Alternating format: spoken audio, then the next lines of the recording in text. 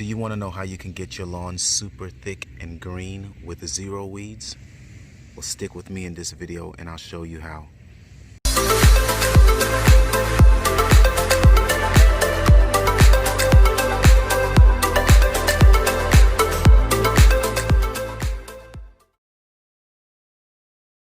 So one thing I generally like to do in the morning, whenever I can, I don't do it always, is to do a walkthrough of the lawn.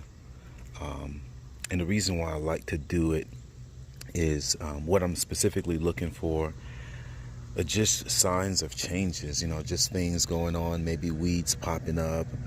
I showed you guys the other day or in the other video how to identify fungus patches that are coming up on the lawn. But the morning is usually the best time to do it because the sun is not out. There's dew on the grass, and you can see tracks, if there's animals digging for bugs, or it's just really easier to see what's going on the lawn in the mornings.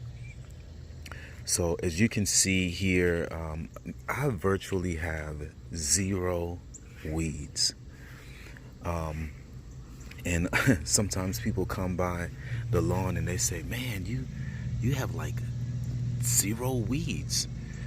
And I tell them yes, and if you guys haven't seen that pre-emergent video, pre-emergent is your number one weapon against weeds.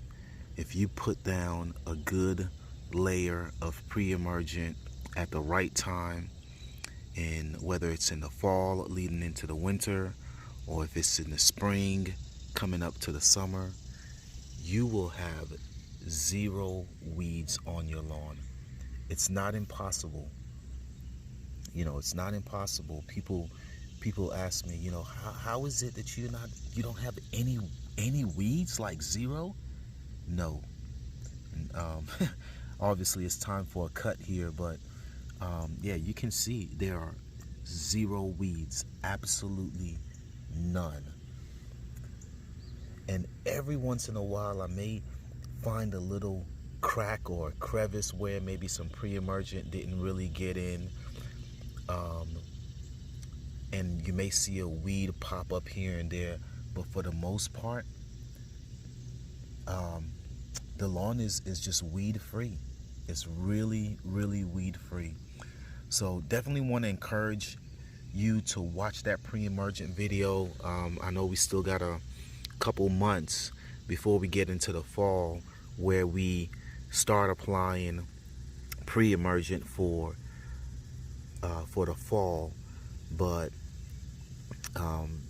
at least go and watch that video so you can start educating yourself on what you need to do to prepare. Because one thing about lawn care is it's all about timing. It's more so, it is what you do, but it's also when you do it, when you make these applications. So a lot of people just come through, like my mom will say, hey, I bought some weed and feed, and that's the main thing that people go to. It's always weed and feed.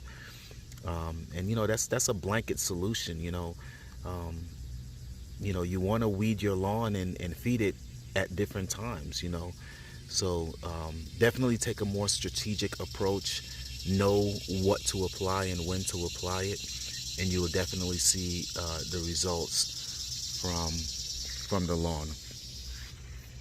So after inspecting the lawn this morning, I'm also doing a little bit of watering because just the rain here in mid-July is hit and miss.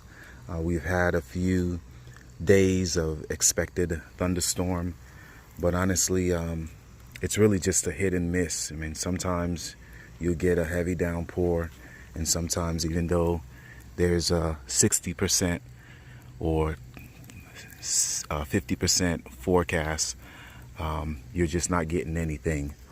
So I generally like to do a light watering in the morning. I don't have a sprinkler system. I'm actually thinking about maybe installing a sprinkler system just in the front.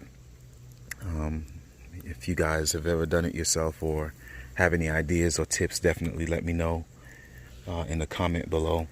But for now, yeah, I just have a sprinkler connected to my hose, and what I'll try to do is just to give the lawn a light watering, maybe for about 10 minutes or so. That way it has some moisture and some water for these hot days. I think the high today is supposed to be in the low 90s, and it's been about 4 days in the 90s. One day it got as high as 96, but it's been about 4 days where we haven't had any rain. So maybe every other day I come out here and do a light watering to sort of, to help the lawn. But yeah, you can see, I mean, you see my neighbor's yard there. He cut it down too low where it's brown, but you'll notice here where the lawn is still green even with the lack of rain. And again, that's just going back to that video I did yesterday. Even after I did the scalping, you can see that the lawn is still maintaining its color. A lot of things, one thing that people don't always know is that Bermuda likes to be short, and if you cut your grass down too low, so if you're not cutting it on a consistent basis and then you just come maybe once every 2 or 3 weeks and do a hard cut, it's gonna brown up, because Bermuda usually is greener at the top, and as you go down towards the root, there's a part of the plant or the grass, the lawn, that is it's just the stock and it's brown. So if you want to maintain that green look, you definitely need to cut your lawn often, so that you're not just doing one big chop at a time. So anyway, just want to document some of my routine. Again, just walking out and doing a lawn examination. Again, the morning is the best time to do it. And also, if you're doing any watering, make sure you water before the sun really comes out and evaporates the moisture that you are trying to get into the lawn. But that's it for now.